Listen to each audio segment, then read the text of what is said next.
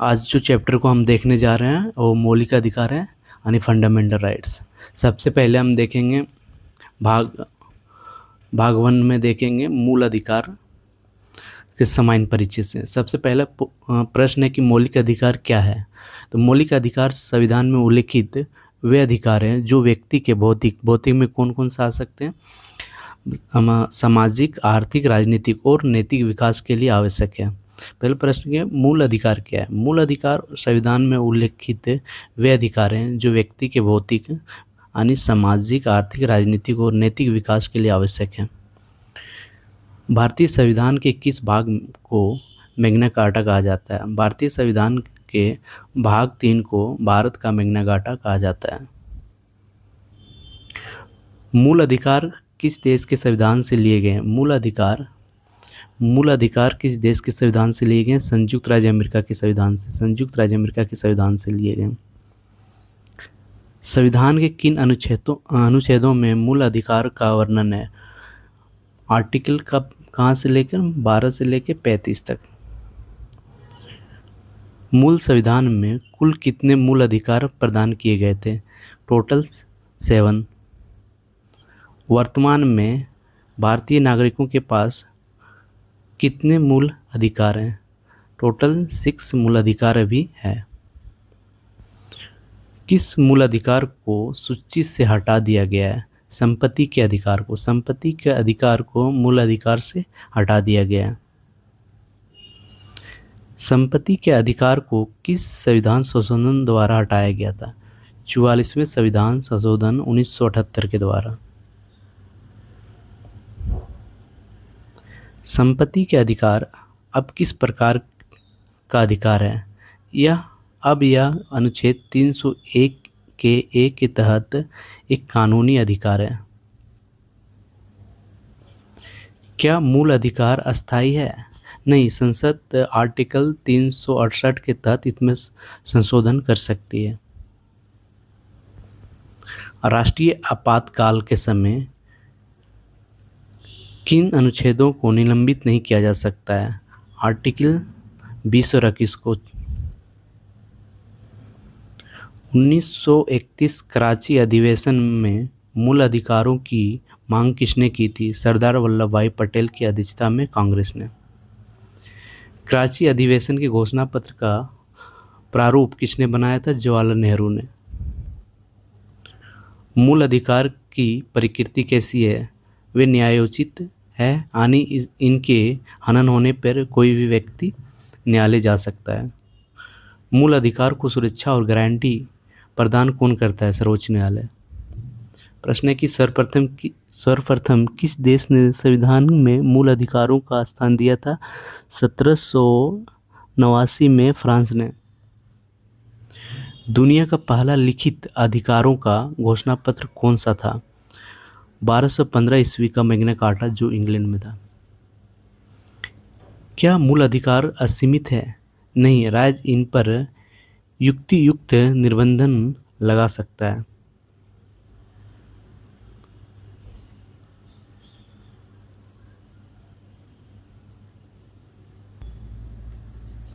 अब हम भाग 2 से देखते हैं अनुच्छेद 12 से लेकर 13 तक।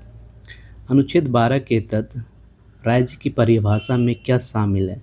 तो अनुच्छेद 12 के तहत राज्य की परिभाषा में क्या शामिल है। इसमें आप शामिल होगा भारत सरकार, संसद, राज्य सरकार, विधानमंडल, स्थानीय निकाय और अन्य वैधानिक प्राधिकरण। क्या निजी एजेंसियां राज्य के दायरे में आ सकती है। हाँ, यदि वे राज्य की संस्था के रूप में कार्य कर रही हो। अनुच्छेद 13 की मुख्य विशेषता क्या है। यह न्यायपालिका को न्यायिक पुनर्विलोकन की शक्ति प्रदान करता है। आच्छादन का सिद्धांत किन अनुच्छेद से संबंधित है। अनुच्छेद 13 के 1 से जो संविधान को पूर्व विधियों पर लागू होता है। पृथक्करणीयता का सिद्धांत क्या है। यदि किसी कानून का कोई हिस्सा असंवैधानिक है तो उस हिस्से को शून्य माना जाए, पूरे कानून को नहीं। अधित्याग का सिद्धांत के अनुसार क्या कोई व्यक्ति अपने मूल अधिकार को छोड़ सकता है? नहीं। भारत में कोई भी व्यक्ति स्वेच्छा से मूल अधिकार का परित्याग नहीं कर सकता है। न्यायिक पुनर्विलोकन की अवधारणा किस देश से ली गई थी? अमेरिका के संविधान से। केशवानंद भारती बनाम केरल राज्य मामले में क्या महत्वपूर्ण सिद्धांत दिया गया? संविधान आधारभूत ढांचे का सिद्धांत। किस संशोधन द्वारा यह व्यवस्था की गई कि संविधान को न्यायालय में चुनौती नहीं दी जा सकती है? 42वें संविधान संशोधन द्वारा। मिनर्वा मिल्स मामले में यानी जो कब हुआ था 1980 में, न्यायालय ने क्या निर्णय दिया? न्यायालय ने न्यायिक पुनर्विलोकन की शक्ति को पुनः स्थापित किया। अब भाग 3 से देखने जा रहे हैं समता का अधिकार, आर्टिकल 14 से 18 तक। अनुच्छेद 14 में किन दो अवधारणाओं का उल्लेख है?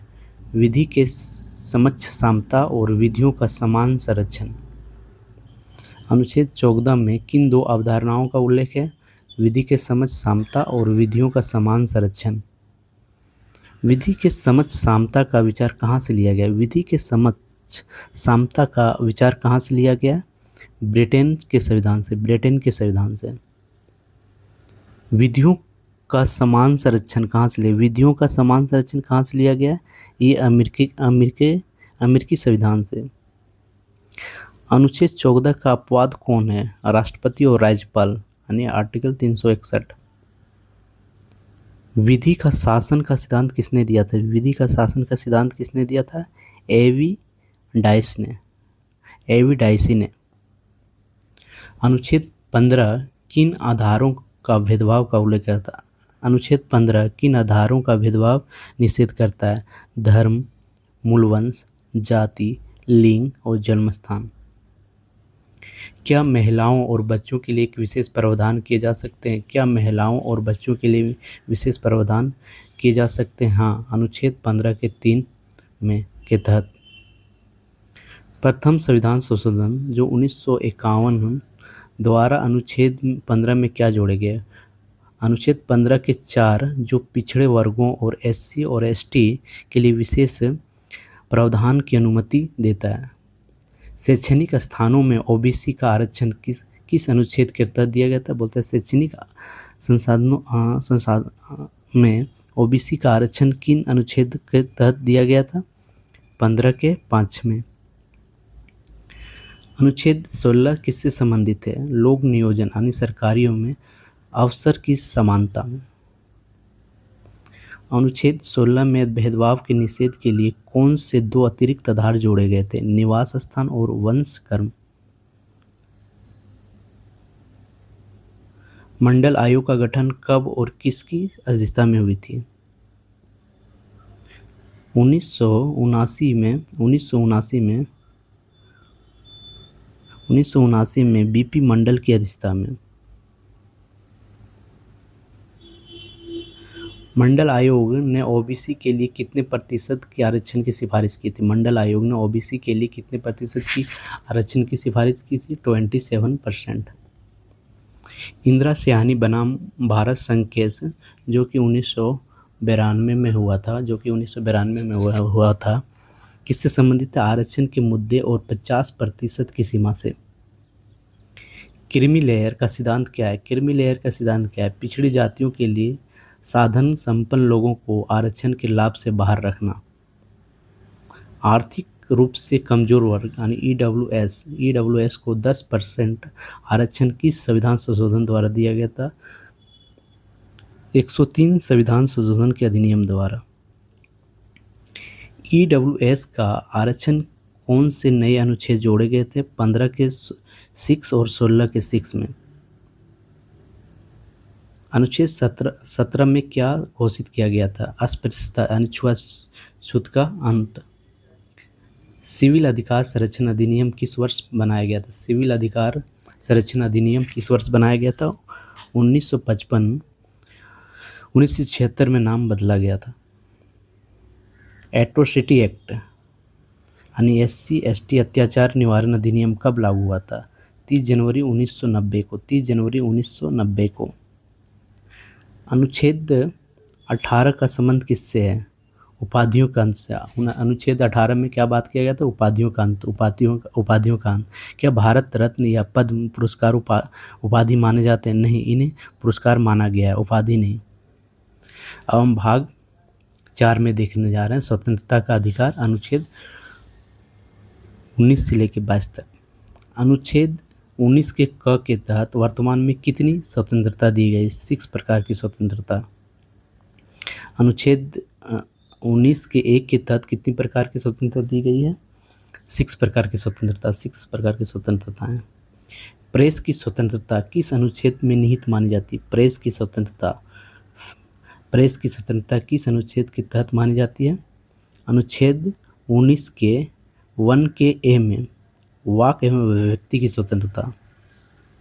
अनुच्छेद 19 के 1 के बी में क्या अधिकार देता है? 19 के 1 के बी में क्या अधिकार देता है? शांतिपूर्ण और हथियार रहित सम्मेलन का अधिकार। सहकारी समितियां बनाने का अधिकार किस अनुच्छेद द्वारा जोड़ा गया था? सहकारी समितियां बनाने के लिए 97 संविधान संशोधन द्वारा अनुच्छेद 19 के 1 के सी में भारत के राज्य क्षेत्र में कहीं भी घूमने की स्वतंत्रता किस अनुच्छेद में है?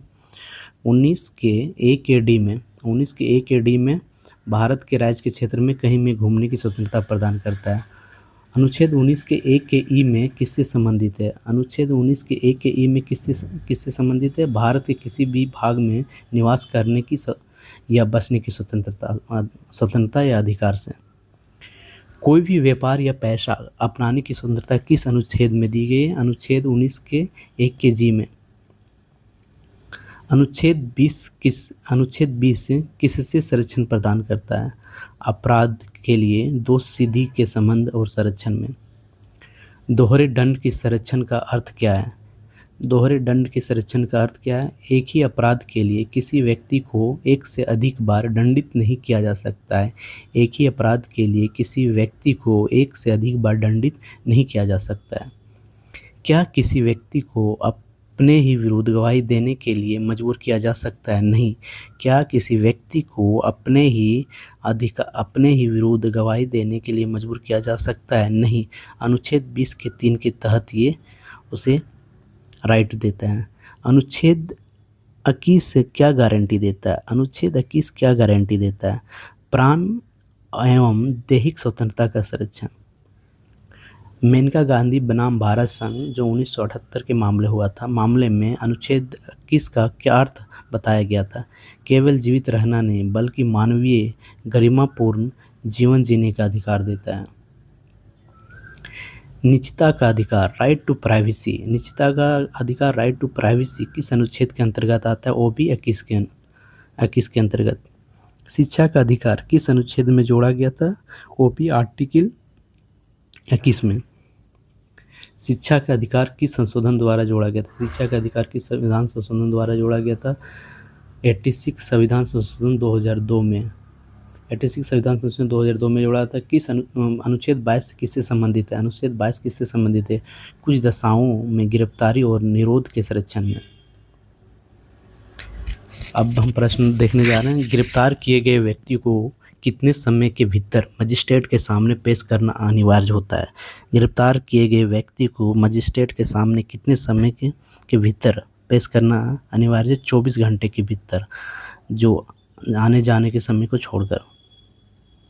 अनुच्छेद 21 में विधि द्वारा स्थापित प्रक्रिया किस देश से ली गई है? अनुच्छेद 21 में विधि द्वारा स्थापित प्रक्रिया ब्रिटिश संविधान से ली गई है। अथोचित विधि प्रक्रिया ड्यू प्रोसेस ऑफ लॉ किस देश की विशेषता है? अमेरिका संविधान की। अरुणा रामचंद्र शानबाग केस किससे संबंधित है? अरुणा रामचंद्र शानबाग केस किससे संबंधित है? जो 2011 में हुआ था। निष्क्रिय इच्छा मृत्यु, पैसिव यूथनेसिया। अब हम देखने जा रहे हैं भाग 5 से शोषण के विरुद्ध धार्मिक और शैक्षिक अधिकार, आर्टिकल 23 से लेके 30 तक। अनुच्छेद 23 क्या रोकता है? अनुच्छेद 23 क्या रोकता है? मानव के दुर्व्यवहार, बालक श्रम, बेगारी इसको बोलते हैं, को रोकता है।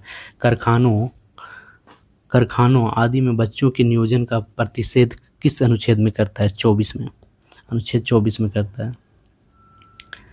अनुच्छेद 24 के अनुसार कितने वर्ष के कम आयु के बच्चों को जोखिम भरे काम में नहीं लगाया जा सकता है? 14 वर्ष के बच्चों में। अनुच्छेद 25 क्या प्रदान करता है? अनुच्छेद 25 क्या प्रदान करता है? अंतःकरण और धर्म को अबाध रूप से मानने, आचरण और प्रचार करने की स्वतंत्रता। धार्मिक कार्यों के प्रबंधन की स्वतंत्रता किस अनुच्छेद में? 26 में। धार्मिक कार्यों के प्रबंधन की स्वतंत्रता किस अनुच्छेद में? 26, अनुच्छेद 26 में। अनुच्छेद 27 किससे संबंधित है? अनुच्छेद 27 किससे संबंधित है? किसी विशेष धर्म को बढ़ावा देने के लिए करों यानी टैक्सेस के भुगतान से मुक्ति। क्या सरकारी शिक्षण संस्थानों में धार्मिक शिक्षा दी जा सकती है? नहीं, अनुच्छेद 28 के तहत। अल्पसंख्यक वर्गों के हितों का संरक्षण किस अनुच्छेद में किया गया? अल्पसंख्यक वर्गों के हितों का संरक्षण किस अनुच्छेद में किया गया? 29 में। किस में किया गया? 29 में। 29 में। प्रश्न अनुच्छेद 30 में अल्पसंख्यकों को क्या अधिकार देता है? अपनी पसंद के शिक्षण संस्थाओं की स्थापना और प्रशासन का अधिकार। अनुच्छेद 32 संविधान की आत्मा और हृदय किसने कहा था? डॉक्टर भीमराव अम्बेडकर ने। अब हम देखने जा रहे हैं भाग 6 संवैधानिक उपचारों का अधिकार, आर्टिकल 32 से लेकर 35 तक। अनुच्छेद 32 किससे संबंधित है? संवैधानिक उपचार का अधिकार। मूल अधिकार को लागू कराने के का उपचार इसे भी कहते हैं। मूल अधिकारों को उल्लंघन होने पर सर्वोच्च न्यायालय ने किस अनुच्छेद के तहत मूल अधिकार का उल्लंघन होने पर किस अनुच्छेद के तहत रिट जारी कर सकता है सुप्रीम कोर्ट? अनुच्छेद 32। और उच्च न्यायालय का 226 में। उच्च न्यायालय रिट जारी करने की शक्ति किस अनुच्छेद के तहत प्राप्त है? 226 के तहत। सशस्त्र बलों के मूल अधिकारों को सीमित करने की शक्ति किसके पास है? संसद के पास। सशस्त्र बलों के मूल अधिकारों को सीमित करने की शक्ति किसके पास है? संसद के पास, आर्टिकल 33 के तहत। जब किसी क्षेत्र में मार्शल लॉ यानी सेना की विधि लागू हो तो किस अनुच्छेद के तहत मूल अधिकारों पर रोक लगा सकती है? 34 के तहत। मार्शल लॉ 34 के तहत। अनुच्छेद 35 संसद को क्या शक्ति देता है? अनुच्छेद 35 संसद को क्या शक्ति देता है? मूल अधिकारों को उपबंधों को प्रभावी करने के लिए कानून बनाने की शक्ति। क्या विधानसभाएं मूल अधिकारों के हनन पर दंड के लिए कानून बना सकती? क्या विधानसभाएं मूल अधिकारों के हनन होने पर दंड के लिए कानून बना सकती? नहीं, यह शक्ति केवल संसद के पास है, जो आर्टिकल 35 में वर्णित है। अब हम भाग 7 देखने जा रहे हैं, महत्वपूर्ण केस और अन्य तथ्य। शंकरी प्रसाद बनाम भारत संघ मामला जो 1951 में हुआ था, किससे संबंधित है? अनुच्छेद 368 के तहत संसद संविधान की संशोधन की शक्ति से। किस मामले में सुप्रीम कोर्ट ने कहा कि संसद मूल अधिकारों में संशोधन नहीं कर सकती है? बोल रहे किस मामले में सुप्रीम कोर्ट ने कहा कि संसद मूल अधिकारों में संशोधन नहीं कर सकती है? गोलकनाथ बनाम पंजाब राज्य 1967 में। 44वें संविधान संशोधन 1971 द्वारा अनुच्छेद 13 में क्या बदलाव किए गए?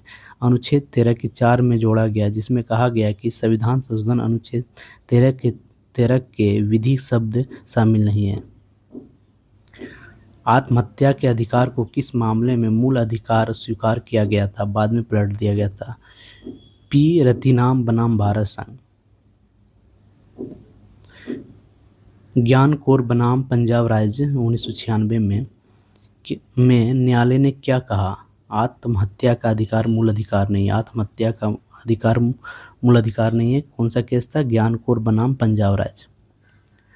आईपीसी की धारा 306 किससे संबंधित है? आईपीसी की धारा 306 किसके संबंध है? आत्महत्या के लिए उकसाने के लिए। 306 किससे संबंधित है? आत्महत्या के उकसाने के लिए। हत्या के इरादे से चोट पहुंचाने का कौन सी धारा लगती है? 307। हत्या के इरादे से चोट पहुंचाने की धारा 307। आत्महत्या का प्रयास करना किस धारा के तहत दंडनीय है? धारा 309 के तहत। एसपी मित्तल बनाम भारत संघ मामला किससे संबंधित है? अनुच्छेद 26 में धार्मिक संस्थाओं की पहचान से धार्मिक संस्थाओं की पहचान से एसपी मित्तल बनाम भारत संघ से संबंधित है। क्या विदेशी नागरिक को सभी मूल अधिकार प्राप्त हैं? नहीं, कुछ अधिकार जैसे 15-16 केवल भारतीय नागरिक को प्राप्त है। अनुच्छेद 18 के 3 के अनुसार कोई विदेशी व्यक्ति भारत में लाभ के पद पर है तो क्या विदेशी उपाधि ले सकता है? हाँ, लेकिन राष्ट्रपति की सहमति आवश्यक है। विधि का शासन के प्रमुख लक्षण क्या है? शक्तियों का निर्बंधन और नागरिक अधिकार। जॉन लॉक का स्वतंत्रता और विधि के बारे में क्या कहना था? जहाँ कोई विधि नहीं है वहाँ कोई स्वाधीनता नहीं है। अब ये मौलिक अधिकार से ये सारे प्रश्न खत्म हुआ। अब एक नेक्स्ट वीडियो रेट से संबंधित लेकर आएंगे।